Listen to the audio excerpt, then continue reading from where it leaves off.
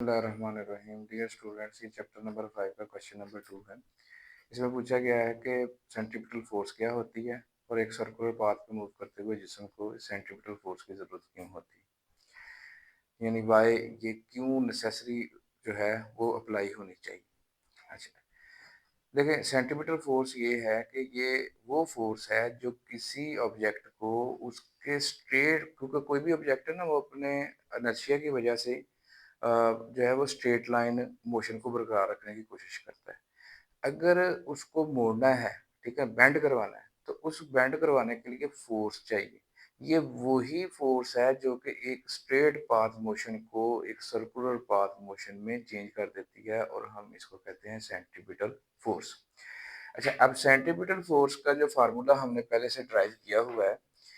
Long के topic में, तो वो सेंट्रीपिटल फोर्स का फार्मूला है m v square over r, where m is the mass of the object that is circulating, v is the velocity by which it is circulating, divided by r is the radius of the path in which the mass of is circulating. ये देखिए, ये m मास है, ये इस circle में जो है वो मूव कर रहा है। तो किसी भी पॉइंट पे इसकी यहाँ पे फॉर एग्जांपल वेलोसिटी है जो अलोंग द टेंजेंट है, ठीक है, यही वी वेलोसिटी है जो यहाँ पे फार्मूले में इस्तेमाल की है, यही मास है, ये इसका रेडियस है, मैंने इधर अलग शो किया है, ये आर रेडियस है। ये जो सेंट्रीपिटल फोर्स होती है ना, इसकी डायरेक्शन सेंटर की तरफ होती है, उस सेंटर की तरफ जिस ये जो कर्व्ड पाथ पाथ है, जो एक सर्कुलर पाथ है, इसका जो सेंटर बनता है उस सेंटर की तरफ इसकी क्या होती है, डायरेक्शन होती है। अच्छा, अगर हम फॉर एग्जांपल आपके पास एक स्ट्रिंग है और आपने उसके साथ पत्थर बंधा हुआ है और आप उसको यूं घुमा रहे हैं, अगर वो आपने देखा होगा कि अगर स्ट्रिंग टूट जाए तो बॉडी जहां पे होती है ना वहीं से अपनी स्ट्रेट लाइन मोशन को, क्यों, क्या हुआ है, वो सेंट्रीपिटल फोर्स जो उसको सेंटर की तरफ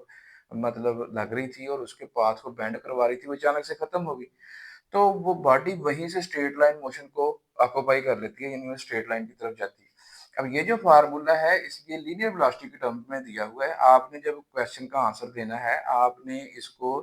जो एंगुलर वेलोसिटी की टर्म में भी बताना है। देखिए v is equal to r omega, यानी कि linear velocity is equal to r into angular velocity. अब v की जगह पे हमने आर ओमेगा पुट किया, v का स्क्वायर था तो आर स्क्वायर ओमेगा स्क्वायर हो जाएगा, यहाँ पे एक आर जो है वो नीचे वाले आर से कैंसिल हो जाएगा, तो आपके पास एम आर ओमेगा स्क्वायर जो है ये इसका in terms of angular velocity इसका रिलेशन है। चलिए मिलते हैं फिर नेक्स्ट टॉपिक के साथ।